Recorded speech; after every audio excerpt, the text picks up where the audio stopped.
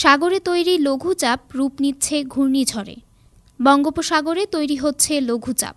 আবহাওয়া অধিদপ্তরের দেয়া পূর্বাভাসে বলা হয়েছে, এই লঘুচাপটি ঘনীভূত হয়ে ধাপে ধাপে ঘূর্ণিঝড়ে রূপ নিতে পারে। মঙ্গলবার সকালের আবহাওয়ার বুলেটিনে বলা হয়েছে, পরবর্তী ৪৮ ঘণ্টার মধ্যে বঙ্গোপসাগরের দক্ষিণ পশ্চিম ও আশপাশের এলাকায় একটি লঘুচাপ তৈরি হতে পারে। আবহাওয়াবিদ ওমর ফারুক জানান, ঘূর্ণিঝড়ও হতে পারে। ঘূর্ণিঝড় হলে এর নাম হবে রেমাল।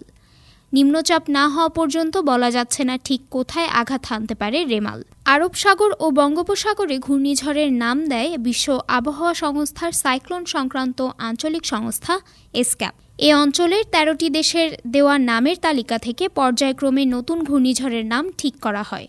সর্বশেষ ২০২৩ সালের ডিসেম্বরে বঙ্গোপসাগরে সৃষ্টি হয়েছিল ঘূর্ণিঝড় মিগজাউম, যা পরে ভারতের অন্ধ্রপ্রদেশ দিয়ে উপকূল অতিক্রম করে। সেই ঝড়ের তেমন কোনো প্রভাব বাংলাদেশে পড়েনি।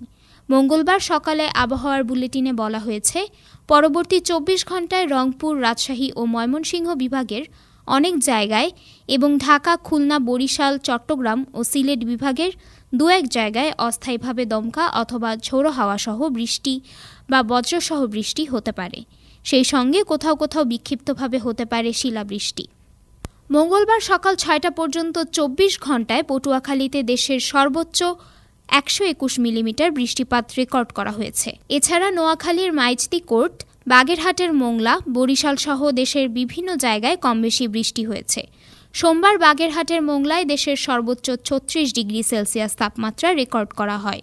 ঢাকার তাপমাত্রা সর্বোচ্চ ওঠে ৩৩.৪ ডিগ্রি সেলসিয়াসে। পরবর্তী ২৪ ঘণ্টার আবহাওয়ার পূর্বাভাসে বলা হয়েছে, রংপুর ও রাজশাহী বিভাগে দিনের তাপমাত্রা ১-২ ডিগ্রি সেলসিয়াস কমতে পারে। এছাড়া দেশের অন্যান্য জায়গার তাপমাত্রা প্রায় অপরিবর্তিত থাকতে পারে, তবে সারা দেশের রাতের তাপমাত্রা সামান্য বাড়তে পারে।